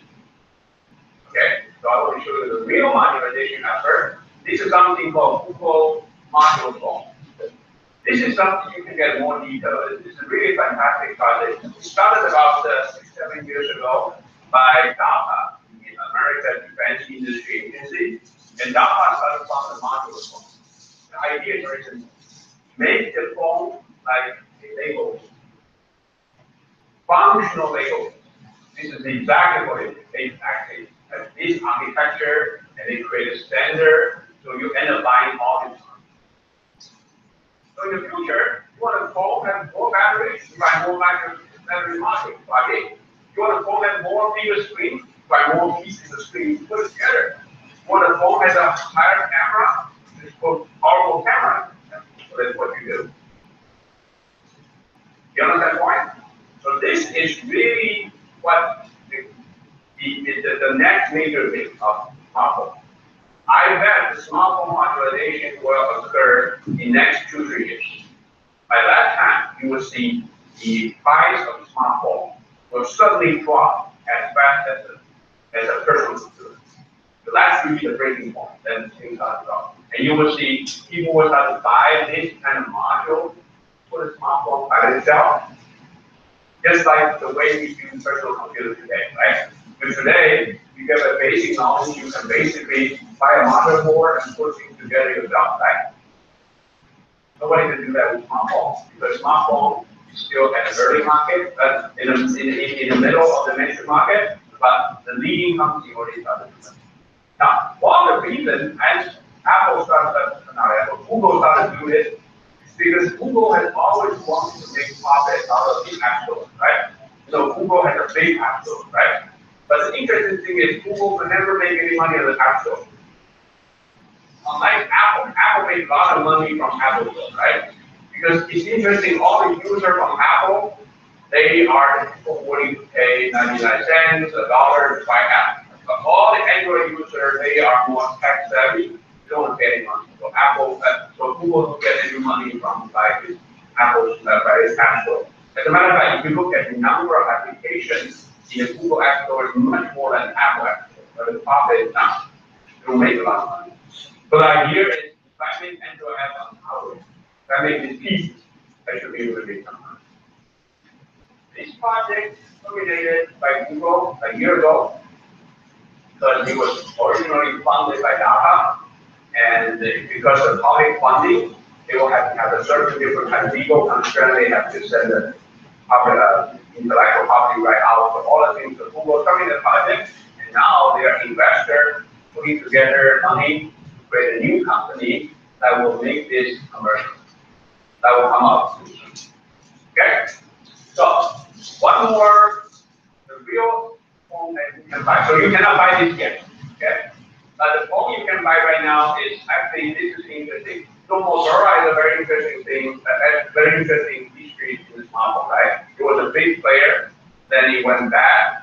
Google bought it, a lot of money, and just 2 years later, Google sold it to Lenovo, lost half of the money.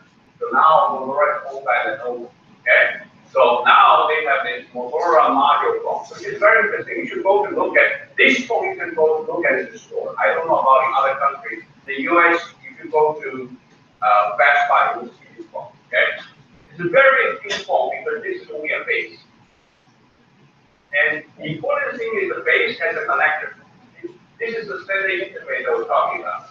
Now it's not standard yet, so every manufacturer has their own standard. So they all create this. Now once you have this, you can have a very different kind of thing. You can put a camera back there, you can put a speaker back there. See? You have all different kinds of modules. This is a good example of modularization. Again, you pay very little for the base, and you pay money for the module. So now they have created, and the interesting thing is the company now are very aggressive in creating a community of developers for the module. Eventually, if you can create a huge community of small companies that focus on module, your market share will be big, right? Because you control the spending, right? So you look at what they have done, okay? So now they have the speaker module, and they have a keyboard module. You can actually put a keyboard back there. And then they have a camera module. This is a high resolution size camera, okay? And they have a cam cap. You can put a phone in the middle and become a cam controller, okay? And the interesting thing is they even made a projector. You can actually put a projector in the phone. That would be neat, right? You can just bring your phone and project there. So it's just a module. See? It's a module in the back panel. Okay? And they even put a walkie-talkie in the back. You can do a walkie-talkie. And now Motorola is promoting these standards. As long as you follow this standard, you can make all the second screen, whatever you want to see. So their hope is to create a developer community, just like a software developer community, right? Once you have this ecosystem created, you can sell, they become a dominant standard. Got it? Okay. So in the last 10 minutes, I want to show you a essential phone. Anybody heard of essential phone? Heard of essential phone? Tell us what is essential phone.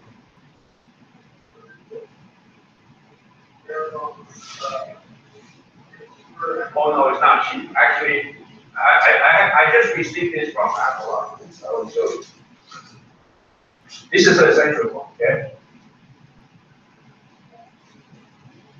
So as I told you, Apple will send me those products which they think are the threat. So this obviously is a threat, okay?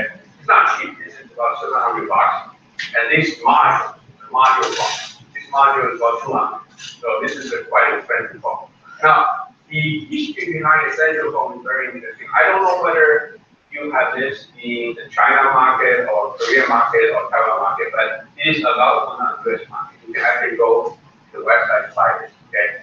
The essential phone was created as a startup by one of the founder, one of the original developer of Android called Ruby, okay? So Andy Rubin was the developer of Android. So he worked for Apple for many years, was in charge of whole Android, and then he retired from Android, and he believed the Android system right now, it was so popular, and he believed the Android system has been largely abused by many companies. They put too much things into it, so he decided to have a new company called Essential, that he will only make the essential part of Android, and because he can do that because he knows the software inside out, and he can contract the hardware manufacturer to manufacture the phone. So that's how it started, and certainly with this credibility, he can get a lot of funding right away. So he started the essential phone. So I want to show you this. It's a very interesting phone that I just got. Okay. The first thing you realize is please move the camera so people can see the phone. You move all the way to the camera, space in my camera. Moving to the camera. 4. Do you see the camera? And can you see the number? Zoom into the phone. Do you see the phone? Yes? Okay. What do you see the difference? There are several things very different. You see my face in the phone. Don't see the phone. What do you see the phone? What do you see the difference from front? So bad. This is one thing. I can give you more examples. later on. They are sending me another one, which is even better than this. You know, the new iPhone X is no battery, but it's a big box. This one is even smaller as well. You know, the no battery is all the way on the edge. Okay, my current phone, which the one I use, which Apple gave it to me way earlier,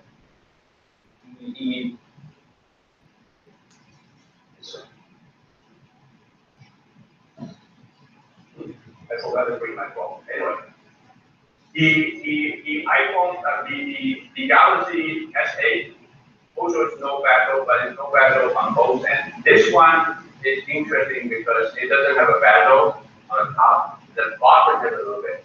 You can tell the three side is all the way to that. That's number one. And this phone is also very interesting because when I pass it on, you see it almost feels like iPhone because the back is completely ceramic. Really very nice. Ceramic phone. The side is completely titanium. So it's not scratchable. So nobody will make a case for it. You don't need a case. Okay? Now the real thing I want to show you is this phone has two connectors in the back. Now there's two cameras here. But the real interesting thing is these two connectors. Okay? Now how does this work is they started to make tons of this kind of mod. Okay? Now I just got one, Apple just sent me one. Okay? This is a 1 feature module. This is a module cost $200. This one is 360-degree temperature. 360-degree temperature. So how does it work? Okay, the connector module, right? Put it back there. Okay, let me show you. Well, I don't know whether you can see it. You see it? Okay, so now it's loading. Hope it works. Okay, so now you see camera. 360-degree camera. Okay, it's amazing. Now we have different kind of modules come out in the back there, and if you don't want to bring it, just keep it. It's just a nice phone. You can put a different module back there, and just magnetic this time.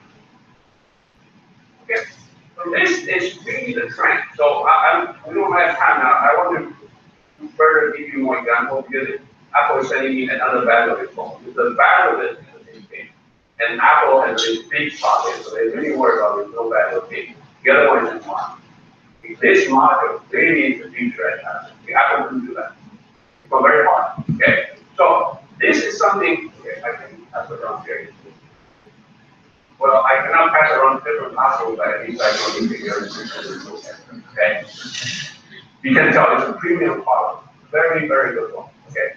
So this is the thing I just showed you. Okay. And the camera. And if you look at camera previously, 360-degree camera, very amazing. But surprisingly or not surprisingly, Motorola has the same thing. Remember that Motorola not same thing. Okay. So you have Motorola phone, you have a Essential phone.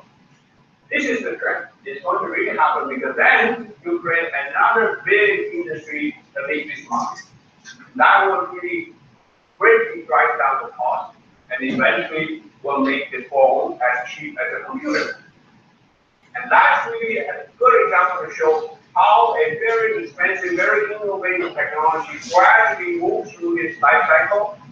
And eventually people have the space, the competition is cost. And one way they do that is to start smartphones. So I'm just showing you one example of this. Okay? Now, we are running out of time. And so I will end this class here. Next time, if I have a chance, I will bring you the tablet. I have a couple of tablets Apple sent it to me. The tablet is also going through this. A different way to do modularization. Some of them in screen, some of them in keyboard. This is really a current battle. A lot of people fighting this battle. I can give you that example. And we can also talk about even the watch. Now, this question is too early because the watch is too early. I think it's too early. But people are doing it. They try to do it. In the future, your watch, the watch band is actually a watch. Some different pieces there. So this is obviously a trend. Okay? So we can talk about this. And then we can talk about global outsourcing. This will be the next lecture. So I am going to post some reading material for you to study 24 hours from now, and you will have to study these things before our discussion. The focus will be on the outsourcing as well as the current trend to reverse outsourcing. How do we deal with this current problem we're facing? That is also a good preparation for you to listen to the lecture on Industrial 4.0. Because all the innovation model we talk about today is really based on the current model, which is mass production, automated mass production, global automated mass production, leading to the problem today. So I want to really take this point to prepare you for that lecture. Okay? So any questions today?